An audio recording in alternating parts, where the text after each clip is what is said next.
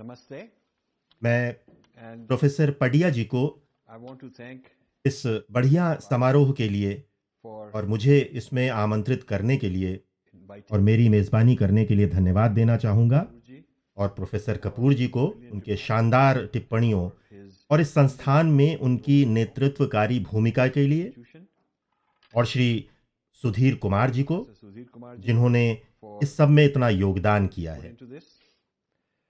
I'm really मुझे delighted बेहद खुशी हो रही है कि ये समारोह इतने ऐतिहासिक स्थान में हो रहा है, location. और इसलिए मैं उस पर दो चार बातें कर। इसे 1880 के दशक में लॉर्ड डफरिन ने बनवाया था, और इसका उद्देश्य था ब्रिटिश राज के लिए ग्रीष्मकालीन राजधानी की भूमिका निभाना। Summer capital of the British. इस शानदार इमारत में भारत के अद्भुत शिलाखंड समाये हुए हैं, जिन्हें भारतीय मजदूर दूर दूर से ले आए थे, Indian stones और इसे भारतीय कारीगरों ने गढ़ा है, और इसमें भारतीय लोगों से छीना गया पैसा लगा है, funded by money पर इसे अंग्रेज अपना प्रतिनिधित्व करने वाली इमारत कहते हैं। to have the chap and the stamp of professor Kapoor ने आज सुबह मुझे बताया कि चूंकि लॉर्ड डफरिन ने इसके निर्माण का अनुमोदन किया था, इसलिए came from a village जिस गांव से इस इमारत के पत्थर लाए गए वो by Lord डफरपुर के रूप से मशहूर हो गया। village became known as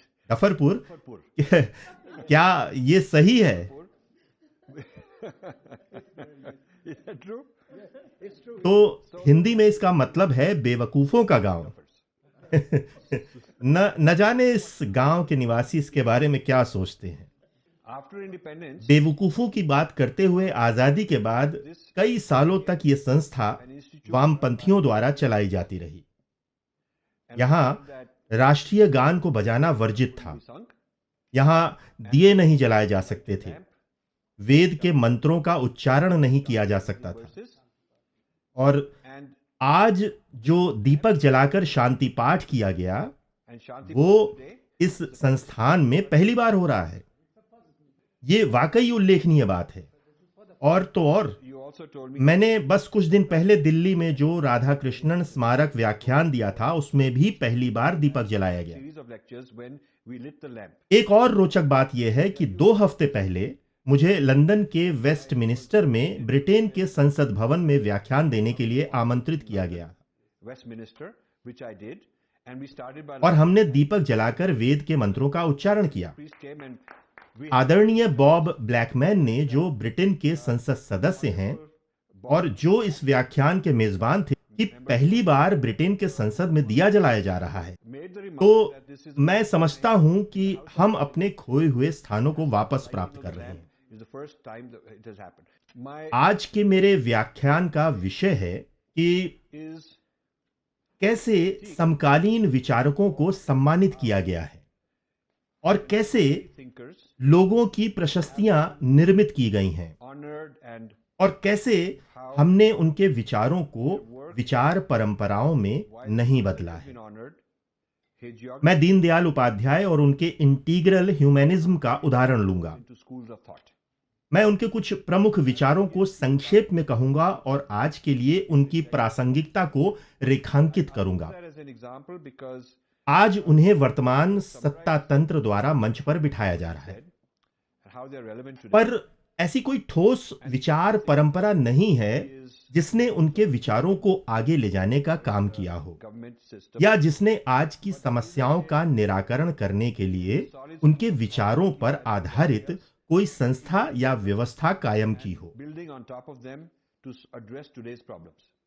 But before ये I do that, Deendayal Upadhyay के साथ ही नहीं हुआ है, अन्य उदाहरण भी हैं। you'll find similar Swami Vivekananda के बाद रामकृष्ण मिशन ने 100 सालों में एक भी और स्वामी विवेकानंद नहीं पैदा किया है। and in many ways लोग उनका उदाहरण देते हैं, पर किसी ने भी उनके कामों को नया रूप देकर उसे आज के लिए प्रासंगिक नहीं बनाया है। these for today's context.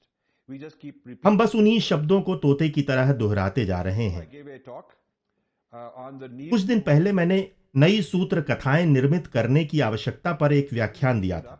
and said we don't need एक गांधीवादी खड़े होकर कहने लगे, ये सब अनावश्यक है। 100 years ago Gandhi 100 साल पहले गांधी जी ने I said that's not true. Hind Swaraj के विचार दे दिए थे। हमें And he was बस उसे अमल में उतारना है। new because if we can just recite मैंने it, कहा यह सही नहीं है। then we are okay. And I told him सत्याग्रह का मतलब था मशीन से बने कपड़े का बहिष्कार। his उस समय वो शत्रु को कमजोर करता था क्योंकि मशीन वाले कपड़े मैनचेस्टर में बनते थे।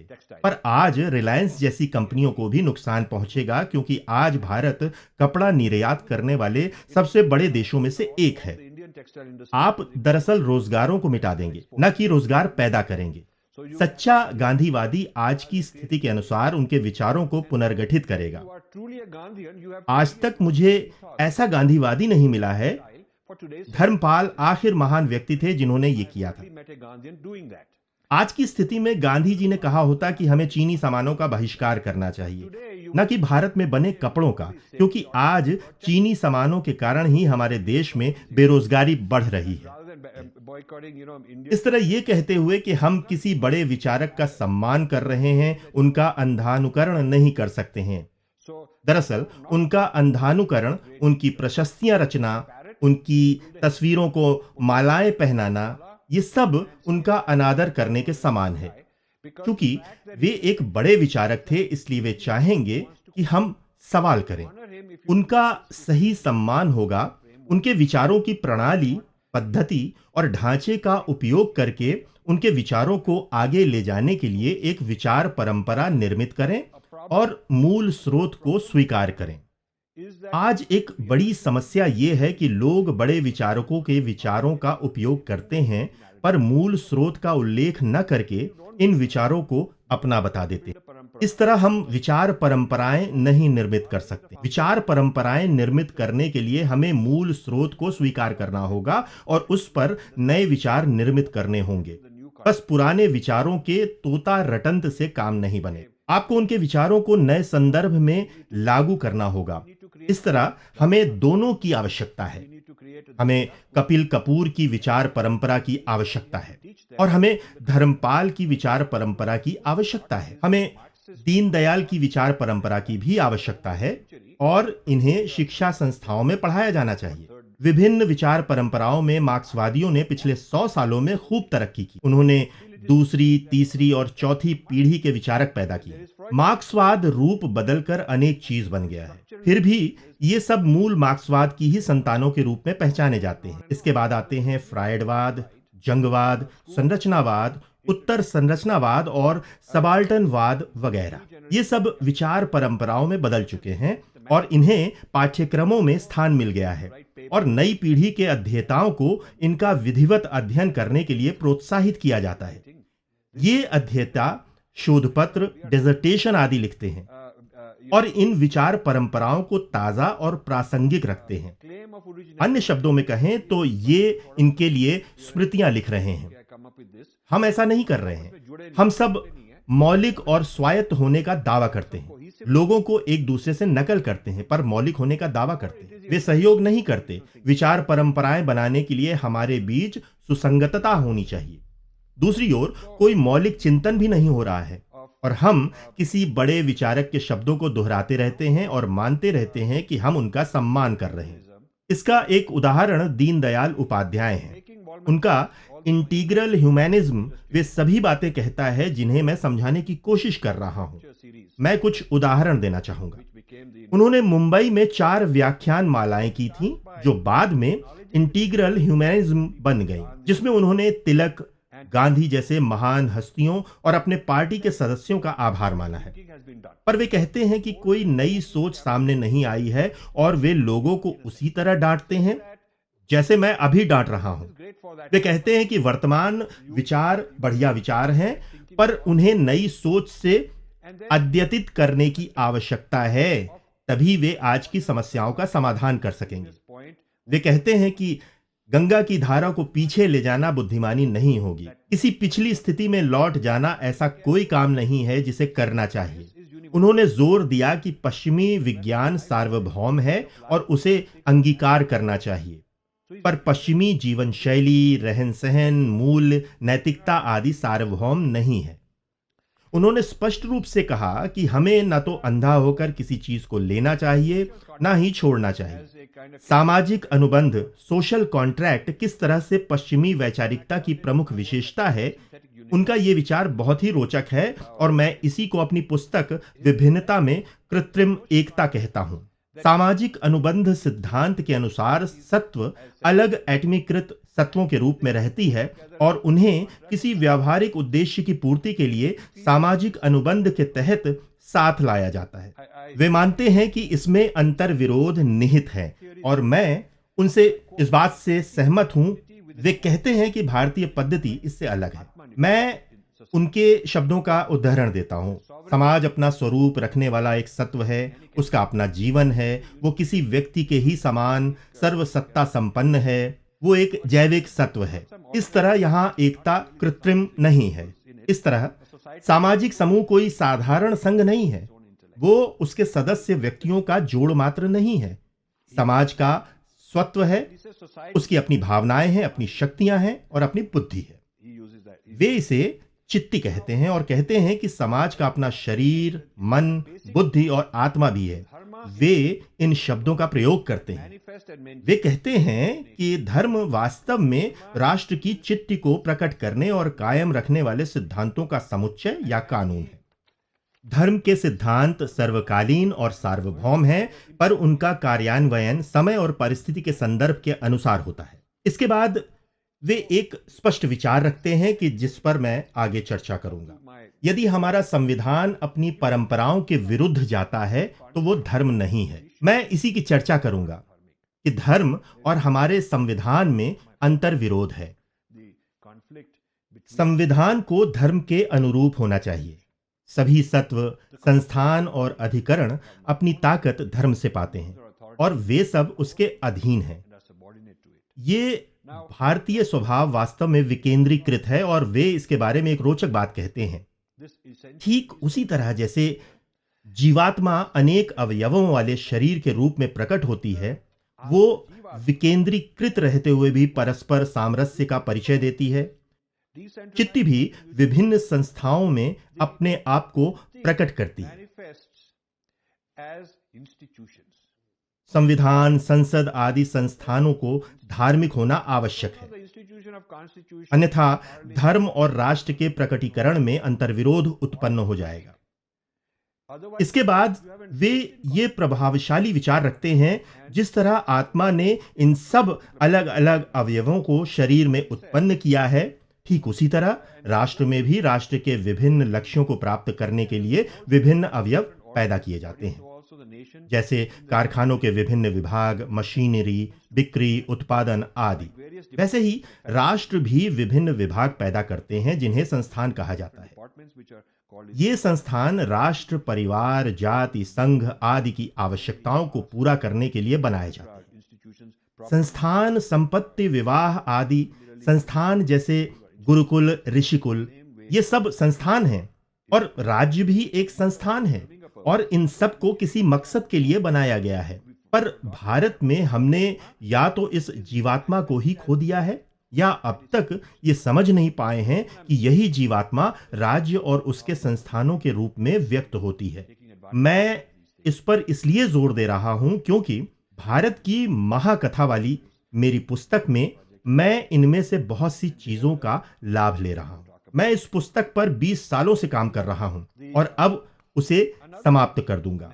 मैं पीछे लौटकर संघर्षों के बारे में चर्चा करता हूं। व्यक्ति और समष्टि का एक और उदाहरण वे देते हैं और वो ये है कि जिस तरह व्यक्तिगत जीवात्मा पुनर्जन्म लेती है, उसी तरह राष्ट्र की चित्ती भी पुनर्जन्म लेती है और इस तरह आज का भारत इससे पहले के भारत का पुनर्जन्म है।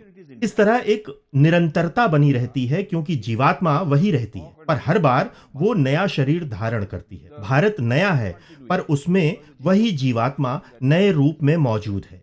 ये काफी रोचक है। हम उसके नएपन को नकारने की आवश्यकता नहीं है, न ही पहले के रूप से संबंध विच्छेद करने की आवश्यकता है, जो काफी प्रज्ञापूर्ण विचार है। वे मेरे कई प्रश्नों का निराकरण करते हैं, इसलिए मैं उनका विशेष रूप से सम्मान करता हूं।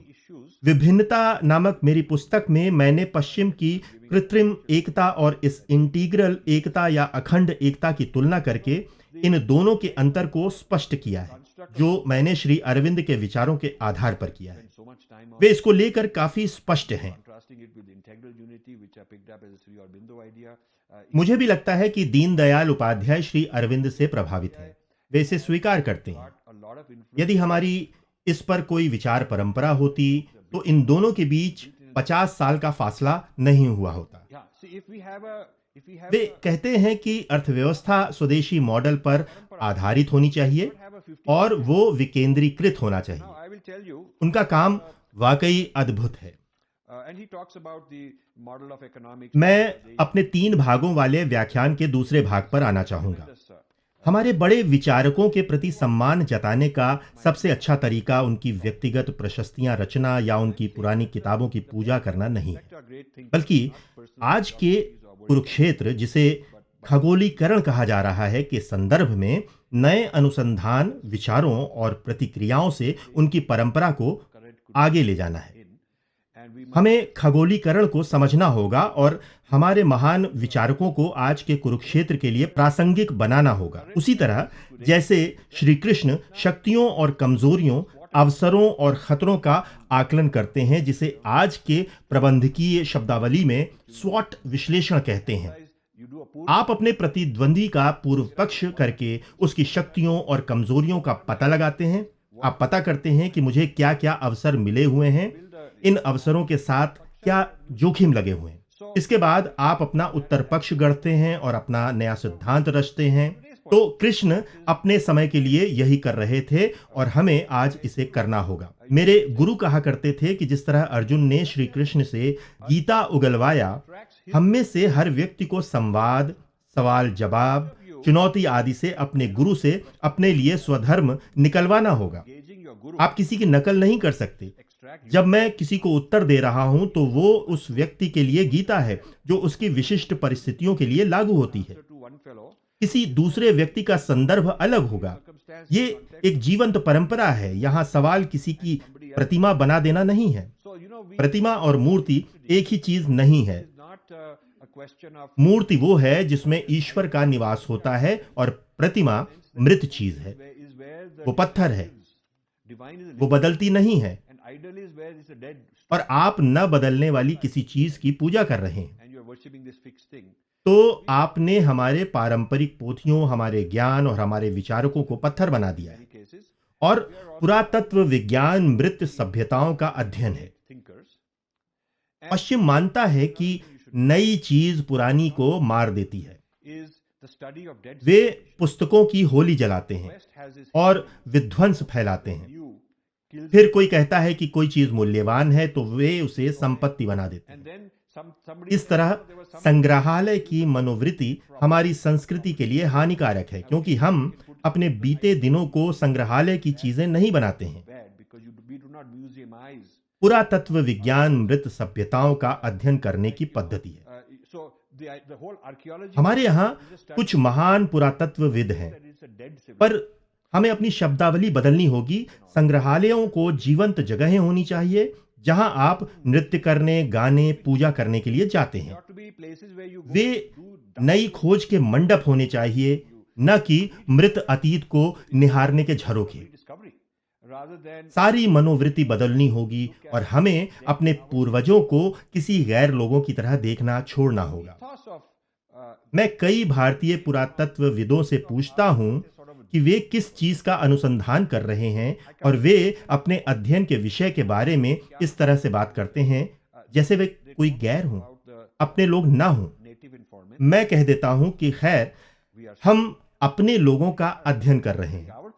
यहां तक कि पुरातत्वविद भी अन्य पुरुषों में उसका उल्लेख करते हैं। वो सभ्यता, न कि हमारी सभ्यता। इस अविच्छिन्नता को अनेक विच्छिन्नताओं में तोड़ना सचमुच एक त्रासदी है। हमने आज की स्थिति का पूर्व पक्ष नहीं किया है। जिस तरह से दीनदयाल उपाध्याय ने ईसाई मत, इस्लाम और मार्क्सवाद का किया था, प्रामाणिकता और आदर के साथ ये कहते हुए कि हम ये हैं। हम क्या सीख सकते हैं और कैसे आगे बढ़ सकते हैं। वे किसी को भी अस्वीकार नहीं कर रहे हैं, न ही वे असहिष्णु हैं, पर हम ऐसा नहीं कर रहे हैं। मैं कुछ महीने पहले अपनी पिछली यात्रा के दौरान हुए एक वार्तालाप के बारे में आपको बताता हूं। दिल्ली में मीनाक्षी जैन के साथ, जो एक अच्छी विदुषी और एक प्रिय मित्र हैं, जिनका मैं बहुत सम्मान करता हूं, मैं विचार को लेना चाहता हूं और उसके बारे में बोलना चाहता हूं, न कि किसी व्यक्तिगत बात के बारे में। मैं एक विदुषी के रूप में उनका सम्मान करता हूं। संस्कृति मंत्री के आतिथ्य में एक व्याख्यान देने के बाद मैं सभी विद्वानों के पास गया और उनसे राय मांगी। उन्होंने अलग अलग टिप्पणियां की और एक टिप्पणी ने विशेष रूप से मेरा ध्यान आकर्षित किया। मेरे व्याख्यान का विषय था कि कैसे आजादी के बाद के समय में हमने अपनी महाकथा खो दी है, कि कैसे विदेशों के कई विचार परंपराओं ने हमारे पाठ्यक्रम के अधिकतर भागों पर कब्जा कर लिया है, और कैसे ये स्पष्ट रूप से अंग्रेजी में होने वाले संवाद के लिए तो सच है ही, अन्य भाषाओं के लिए भी शायद सच है। मीनाक्षी ने टिप्पणी की कि राजीव मार्क्सवादियों और वामपंथियों को लेकर बहुत चिंतित हैं, पर वे आज प्रासंगिक नहीं रहे। दुर्भाग्य से इस सत्र का कोई रिकॉर्डिंग नहीं किया गया था। मैं उनका गलत उद्धरण नहीं देना चाहता था, इसलिए मैंने मीनाक्षी को ईमेल भेजकर कहा कि मैं इस चर्चा को आगे ले जाना चाहता हूं। मैं अपनी पुस्तक में आपका ये उद्धरण देना चाहता हूं और आपके इस विचार के प्रति अपने विचार को स्पष्ट करना चाहता हूं। इसलिए कृपा करके मुझे बताएं कि मैं किन शब्दों में आपके उद्धरण को रखूं। उन्होंने मुझे ये लिखकर भेजा, आर.एस. शर्मा, रोमिला थापर, इरफान हबीब जैसे वामपंथी आंदोलन के दिग्गज या तो अब नहीं रहे या वे बहुत वृद्ध हो चुके हैं। मैं इससे सहमत हूं। उनमें कटु अंत तक लड़ने के लिए आवश्यक वैचारिक प्रतिबद्धता, अकादमीय हैसियत और जुनून मौजूद था। मैं इससे सहमत हूं। आगे उन्होंने जो लिखा उसी पर मैं चर्चा करना चाहता हूं। वे कहती हैं, अगली पीढ़ी के वामपंथी इतिहासकारों में विचारधारात्मक सार्वजनिक लड़ाई को सार्वजनिक रूप से जारी रखने के लिए आवश्यक दमखम और हैसियत नहीं है, न ही उनमें इसकी योग्यता है। मैं इससे सहमत हूं।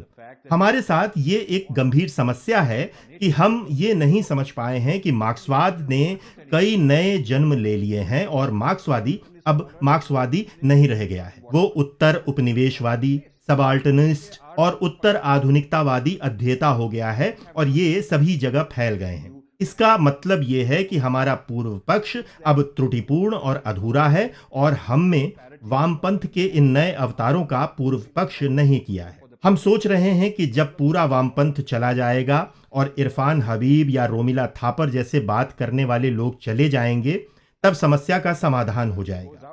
पर सच्चाई ये है कि स्थिति इससे कहीं अधिक खराब हो गई है।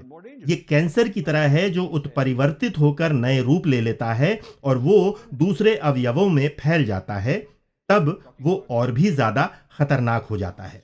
नए वामपंथियों के बारे में वे कहती हैं, उनके द्वारा अनुसंधान के लिए चुने जाने वाले क्षेत्र गैर विवादास्पद हैं, जैसे व्यापार, शहर, छोटे इलाके, और ये सार्वजनिक विवाद पैदा करने में सक्षम नहीं है। मैं सहमत नहीं हूँ। अनन्या वाजपेयी मुख्यधारा की हैं और वो अयोध्या से लेकर हिंदू धर्म की निंदा करने तक सभी विषयों पर बोलती हैं। ये लोग कहीं खतरनाक रीति से पश्चिम के विद्वानों के साथ जुड़े हुए हैं। वे हाशिए पर गुजारा नहीं कर रहे हैं, ना ही वे अप्रासंगिक चीजों के बारे में बोल रहे हैं। मीनाक्षी आगे कहती हैं, इस तरह ले देकर भारत में विचारधारा पर आधारित अकादमीय युद्ध समाप्त हो चुका। मैं नहीं समझता कि भारत में ये युद्ध समाप्त हो चुका है। मैं कहना चाहता हूं कि मीनाक्षी एक बहुत ही योग्य अध्येता हैं, जिनका हमारे साथ अच्छा तालमेल है।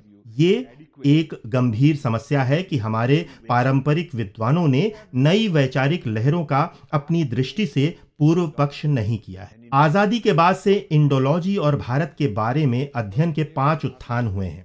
पहला उत्थान था मार्क्सवाद, जो दीनदयाल उपाध्याय के समय का है और वे इसकी चर्चा करते हैं। बाद के उत्थान उनके समय के बाद हुए हैं। लोग मुझसे कहते हैं कि आप जो कह रहे हैं वो सब दीनदयाल उपाध्याय कह चुके हैं, पर ये सही नहीं है, क्योंकि उत्तर उपनिवेशवाद और सबाल्टर्न उत्थान उनके समय के बाद आए हैं। उत्तर आधुनिकतावाद भारत में इसके भी बाद आया।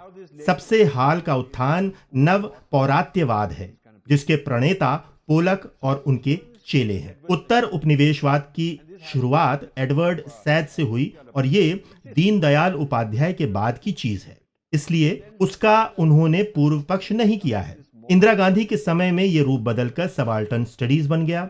उन दिनों ये राजनीतिक दृष्टि से काफी उपयोगी था, क्योंकि गठबंधन वाली सरकार चलाने के लिए विभक्त वोट बैंक आवश्यक था, क्योंकि वे बहुमत खो चुके थे। वे कई छोटे राजनीतिक गुटों को संरक्षण देना चाहते थे और इसलिए अकादमियों के लोग विभक्त नैरेटिव और इतिहास को प्रोत्साहन देने लगे। इसलिए उत्तर उपनिवेशवाद सबाल्टर्नवाद में बदल जाता है और सबाल्टर्नवाद भारत को तोड़ने वाली ताकतों को शह देने लग जाता है। इसके बाद उत्तर आधुनिकतावाद दावा करने लगता है कि सभी महाकथाएं बुरी होती हैं, महाकथा जैसी कोई चीज नहीं होती है। अब जब मैं अमेरिकी विश्वविद्यालयों में व्याख्यान देने जाता हूं तो मुझे अपेक्षा रहती है कि मुझ पर उत्तर आधुनिकतावाद के और दक्षिण एशियाई अध्ययन के अध्येता वार करेंगे, और ये मुख्य रूप से भारतीय ही होते हैं। वहां इसका फैशन है। पश्चिम ने मेधावी युवा भारतीय अध्येताओं को खुद अपनी ही सभ्यता के अंदर से तोड़ने का प्रशिक्षण देने में शानदार सफलता हासिल की है, और इसके साथ ही पश्चिमी सभ्यता और मजबूत होकर उभरती है। लोग मुझे बताते हैं कि पश्चिम में भी वे अपनी सभ्यता को तोड़ रहे हैं, पर उत्तर आधुनिकतावादी विध्वंस पश्चिम में बहुत ही कमजोर है।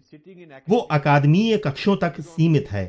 आपको वो मुख्य धारा में नहीं नजर आएगा, जैसे CNN में, या उससे बड़े बड़े पुरस्कार नहीं मिलते हैं, या वो व्हाइट हाउस में विराजमान नहीं हो पाता। अमेरिकी कांग्रेस या अमेरिकी सीनेट या अन्य सत्तावान संस्थानों में राष्ट्र की उत्तर आधुनिकतावादी आलोचना होती है, पर वो पॉप कल्चर के स्तर पर होता है, उन संस्थानों के स्तर पर जो राष्ट्र को अखंड रखते हैं। अमेरिका की महाकथा और संस्थापक पिताओं का इतिहास बहुत ही प्रबल है। दरअसल उनके यहाँ इसका एक नाम भी है, अमेरिकन एक्सेप्शनलिज्म, यानी अमेरिका का अद्वितीय होना। ये माने नहीं रखता कि आप वामपंथी हैं या दक्षिणपंथी। बराक ओबामा जैसे वामपंथी उदारवादी इस अमेरिकी अद्वितीयता के बारे में बोलता है, और शायद सबसे ज्यादा उदारवादी वामपंथी राष्ट्रपति कार्टर ईसाई नैरेटिव का बड़ा हामी था और चर्च का प्रचारक था। वामपंथी उदारवादी होने का मतलब है कि वो श्रम का पक्ष समर्थक है और संपत्ति और सत्ता के आर्थिक वितरण में विश्वास रखता है। इसका ये मतलब नहीं कि बाइबल के विचार की महानता और सार्वभौमता से इनकार करना। चाहे आप अमेरिकी डेमोक्रेट हो, वामपंथी हो या दक्षिणपंथी, आप अमेरिकी अद्वितीयता को पक्ष समर्थक हैं। उन्होंने इस बीमारी को हमें भी निर्यात कर दिया है। आप हमारे यहाँ आकर सीख कर जाएं और अपने आप का विध्वंस कर लें। हम आपको कुछ फुलब्राइट और फोर्ड प्रतिष्ठान के अनुदान भेजते रहेंगे, और हाँ, हम आपको अनुदान भेजते रहेंगे और आपका हौसला बढ़ाते रहेंगे। बहुत से लोग इस सौदेबाजी में बिक चुके हैं। मैं उन्हें सिपॉय कहता हूं। वे वास्तव में किसी और के लिए काम कर रहे हैं और भारत पर बौद्धिक गोलियां बरसा रहे हैं, जबकि पहले के सिपॉय जलियांवाला बाग में असली गोलियां बरसा रहे थे। उत्तर आधुनिकतावाद बनाम शास्त्र पर मेरी आगामी पुस्तक में इस पर पूरा एक सेक्शन है, क्योंकि इसे अब शास्त्रों को अंदर से तोड़ने का उपकरण भी बनाया जा रहा है। मार्क्सवादियों ने शास्त्रों को ब्राह्मणवादी बताकर अलग रख दिया था। उत्तर आधुनिकतावादी शास्त्रों का अध्ययन कर रहे हैं और उसमें मानवाधिकारों का उल्लंघन, महिलाओं और अल्पसंख्यकों के प्रति अत्याचार पढ़ रहे हैं। इस तरह अब संस्कृत का अध्ययन लोकप्रिय बनता जा रहा है, पर अब एजेंडा कुछ भिन्न है। उसका मकसद शत्रु के ग्रंथों में सेंध मारना है। जब शेल्डन पोलॉक कहता है कि संस्कृत एक महान भाषा है, तब वो काव्य की बात कर रहा है और उनका मार्क्सवादी दृष्टि से अनुवाद करने की बात कर रहा है। ये वास्तव में कहीं ज्यादा खतरनाक है। तब हमारे लोग कैसे कह सकते हैं, नहीं, ये तो बहुत अच्छे लोग हैं, वे हमारी संस्कृत भाषा को सीख रहे हैं। नहीं, ये तो बहुत उनमें से कुछ तो धोती पहनकर भी आते हैं, वे जाकर उनके पैर छूते हैं। ये नृविज्ञान का प्रशिक्षण है और किसी भी चतुर नृविज्ञान से ऐसी अपेक्षा रखी जा सकती है। मैं समझता हूं कि पश्चिम में सामाजिक अध्ययन के अंतर्गत संस्कृत के अध्ययन को भी शामिल करने के नवीनतम षड्यंत्र के आने से समस्या और भी विकट हो गई है। सामाजिक अध्ययन के एक भाग के रूप में वे समाज को तोड़ रहे हैं। कोलंबिया विश्वविद्यालय में उन्होंने एक अंबेडकर संस्कृत अध्ययन पीठ स्थापित किया है। वे जेएनयू टाइप के लोगों को वहां ले आते हैं, 2 साल का तेज प्रशिक्षण देते हैं और फिर उन्हें भारत पर छोड़ देते हैं। कोलंबिया विश्वविद्यालय का मार्का लगा हुआ होने से उन्हें यहां प्रोफेसर की गद्दी मिल जाती है, पर उनका उपयोग बहुत ही वामपंथी राजनीतिक मकसदों के लिए किया जाता है। इस तरह समस्या निपट नहीं गई है। हमारे अपने विद्वानों को इसके बारे में कुछ करना होगा। मेरे व्याख्यान के अंतिम भाग में मैं उन विद्वानों की स्थिति का आकलन करूंगा जो हमारी तरह का बौद्धिक रुझान रखते हैं। वे या तो बहुत बटे हुए हैं, हम परंपरा के निर्माण की ओर ध्यान नहीं दे रहे हैं, और मैं इसी की ओर सबको ले जाना चाहता हूं। मैं परंपरा निर्माण की आवश्यकता को भली भांति जानता हूं, क्योंकि मैं अग्रिम पंक्ति पर खड़ा हूं और हर समय इसे झेल रहा हूं।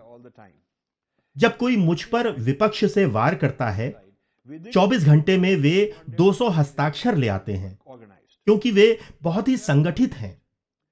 जब मुझे संगठित होना होता है, तब मुझे अलग अलग लोगों को फोन करना पड़ता है। कुछ लोग कह देते हैं कि वे निजी तौर पर मेरा समर्थन करेंगे, पर सार्वजनिक रूप से वे मेरे साथ नहीं खड़े हो सकते।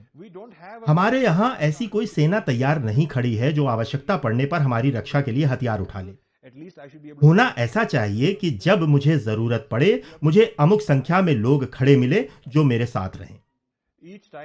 हर बार आपको गठबंधन बनाना पड़ता है या हमारे पक्ष की बौद्धिक सेना खड़ी करनी पड़ती है। हमारे यहाँ इसके लिए ना तो विद्यालय हैं, ना वैचारिक परंपराएं। इसकी बजाय हम व्यक्तिगत योगदान ही कर पाते हैं। वो जगह जगह जाकर अपने विचार लोगों को सिखाता फिरेगा।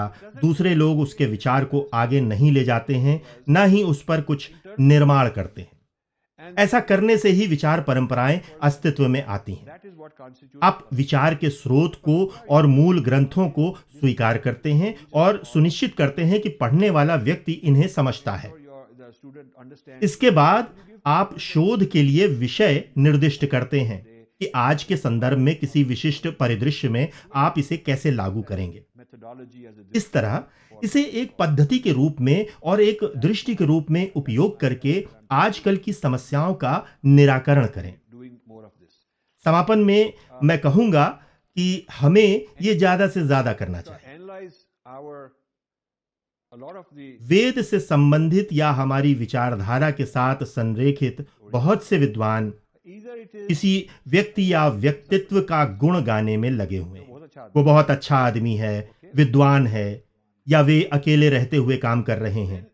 जी, हमने आपको समझकर सब लिख दिया है, पर वे ठीक से सही क्रम में इन बातों को नहीं समझ सके। सर, हमने आपका सब समझ के उनकी समझ में वो सुसंगतता नहीं है जो विचारों को लोगों के मन में स्थायी तौर पर बैठा सके, चिपका दे।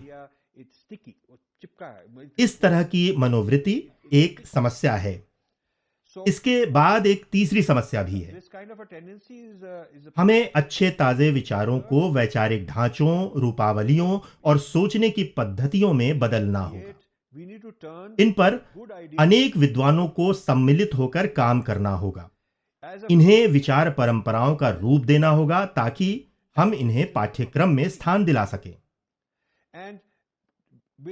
जिस तरह के बड़े बड़े विचार प्रणालियां वे हमें सिखाते हैं, हमें भी उन्हें अपने विचार प्रणालियों के बारे में बताने में सक्षम होना चाहिए। आप लोगों को कागज दें और उनसे कहें कि विभिन्न चीजों का मूल्यांकन करें और तुलना करें और फिर इसके निष्कर्षों को लिखें। हमें ये अधिक से अधिक करना चाहिए और अधिक करना चाहिए और अधिक संस्थागत रीति से करना चाहिए। मैं ऐसे विद्वानों के साथ काम करने में रुचि रखता हूं जो इस तरह की विचार परंपराएं निर्मित करने की क्षमता रखते हैं। इन्फिनिटी प्रतिष्ठान भारत में आगे यही करेगा और हमने इसके लिए धन की व्यवस्था भी कर दी है।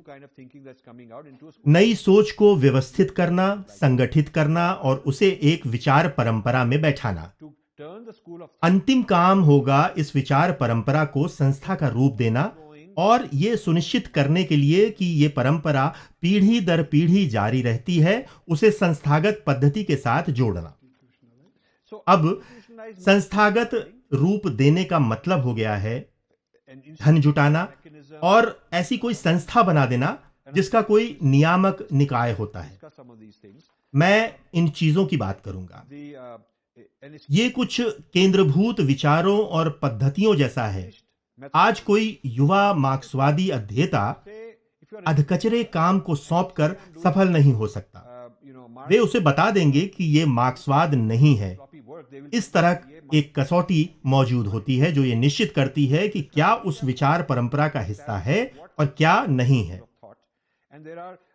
अधिकार संपन्न व्यक्ति होते हैं, जर्नल होते हैं, रेफरी होते हैं और आपको इन सब से उत्तीर्ण होना होता है। इस तरह इन सब से गुजरते गुजरते कोई युवा व्यक्ति मार्क्सवाद को अच्छी तरह से जान जाता है। वो मार्क्सवाद को इतना पचा चुका होता है कि वो मार्क्सवादी बन जाता है। हमने हवाई विश्वविद्यालय में भारतीय दर्शन के लिए वित्त पोषण किया है। वो 8 साल तक चला। हमारा $2.5 लाख का काफी बड़ा बजट था। हमारे कई वरिष्ठ प्रोफेसर थे जिनकी सोच हमारी सोच के साथ संरेखित थी और वे काफी दृढ़ थे। हमने पूरे पीएचडी के लिए छात्रवृत्ति दी। हमने सम्मानित व्याख्यान मालाएं कराई और इसमें काफी बढ़िया सामग्री सामने आई। अंत में मुझे विदित हुआ कि हमारे पास कोई संस्थागत व्यवस्था नहीं है। वे पढ़ने आ जाएंगे, पढ़ेंगे और फिर पलट जाएंगे और ये सीख लेंगे कि हम पर पलटवार कैसे करना है। मैं ऐसे सम्मेलनों में गया हूं जहां हमारे द्वारा प्रशिक्षित लोगों ने ही हम पर सबसे नीचतापूर्ण हमले किए हैं और कपटपूर्ण तरीके अपनाए हैं। वे हमारे पास केवल पीएचडी की डिग्री पाने के लिए, अपने आप को आधिकारिक व्यक्तियों के रूप में स्थापित करने के लिए हमारे पास आए थे, पर उनके असली इरादे कुछ और थे। हमने जो किया वो गलत था। हम अंडर ग्रेजुएट कर चुके लोगों को भेज रहे थे और हमने सोचा था कि हम इन्हें ये सब चीजें सिखाएंगे। उन्हें पहले पश्चिमी विचारधारा के बारे में सीखना चाहिए। लेकिन पश्चिम विचारधाराएं विचार परंपराओं के रूप में सुगठित हो चुकी हैं, जबकि भारतीय विचारधाराएं नहीं हुई। अध्येताओं को बड़े संयम के साथ पढ़ना होता है और अपने शिक्षक को कई शोध पत्र भेजकर यह साबित करना होता है कि उन्होंने फ्रायडवाद को समझ लिया, वे फोकॉल्ट को जानते हैं वगैरह। ये सब करते करते वे इन विचारधाराओं को अच्छी तरह समझ जाते हैं। अंग्रेजों ने 18वीं सदी में इससे मिलती जुलती एक बात खोज ली थी। ईस्ट इंडिया कंपनी हिंदुस्तान पर शासन करने के लिए अंग्रेजों को भारतीय ज्ञान में प्रशिक्षित कराना चाहती थी। इसलिए वो युवा जनों को प्रशिक्षित करने के लिए उन्हें भारत भेजती थी। उसे पता चल गया था कि इन्हें इतनी कम उम्र में भेजने का एक नुकसान ये है कि इनमें पश्चिमी हठधर्मिता का आधार नहीं बना है। वे युवा जन किसी भारतीय स्त्री से विवाह कर लेते थे। वे भारतीय विचारों को आत्मसात करके इतने भारतीय हो जाते थे कि वे अब अंग्रेज नहीं बल्कि हिंदुस्तानी हो गए होते। ये अक्सर ईस्ट इंडिया कंपनी के विरुद्ध तर्क करते। शुरू के दिनों में उसे इस तरह की समस्याएं होती। तब उसने तय किया कि वो इन्हें पहले ब्रिटेन में इन धाराओं से अच्छी तरह वाकिफ कराए। इससे वे अपनी विचारधाराओं में दृढ़ हो जाएंगे और तब इन्हें वो इंडोलॉजी सिखाया जाएगा जो उन्हें अंग्रेजों की तरह सोचने में सक्षम बना दे। मैंने ये बात उनसे सीखी। जब कोई भारतीय ज्ञान, साधना, दर्शन शास्त्र आदि के लिए मुझसे पैसे मांगता है, तब क्या ये वे छात्र हैं जिन्होंने कई सालों तक पश्चिमी ज्ञान का अध्ययन किया है?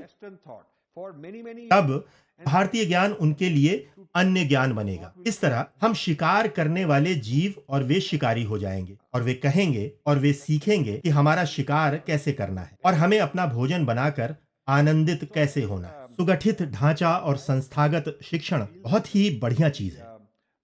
परंपरा सिस्टम हमें कुछ ऐसी संस्थाएं बनाने में समय देना चाहिए जो इसे पीढ़ी दर पीढ़ी फैलाने के प्रति कटिबद्ध हो। यदि मार्क्सवादी परंपरा की संस्थाएं हों तो स्पष्ट रूप से वे इसकी घोषणा करती हैं। इसी तरह उत्तर आधुनिकतावादी संस्थाएं भी अपने इन इरादों को स्पष्ट करते हुए संकोच नहीं महसूस करती, क्योंकि वे उस ज्ञान राशि को इतना ज्यादा सम्मान देती हैं कि इस ज्ञान के अध्येताओं को इसे सीखने को लेकर झेप महसूस करने की आवश्यकता ही नहीं होती। हमने ऐसा नहीं किया। इसी चुनौती को हमें आगे स्वीकार करना हो, और जो लोग इसमें रुचि रखते हैं या इसमें हमारे साथ सहयोग करना चाहते हैं या हमारे साथ शामिल होना चाहते हैं, वे बाद में मुझसे मिल सकते हैं और मुझे उनके साथ काम करने के तरीके तलाशने में खुशी होगी। धन्यवाद।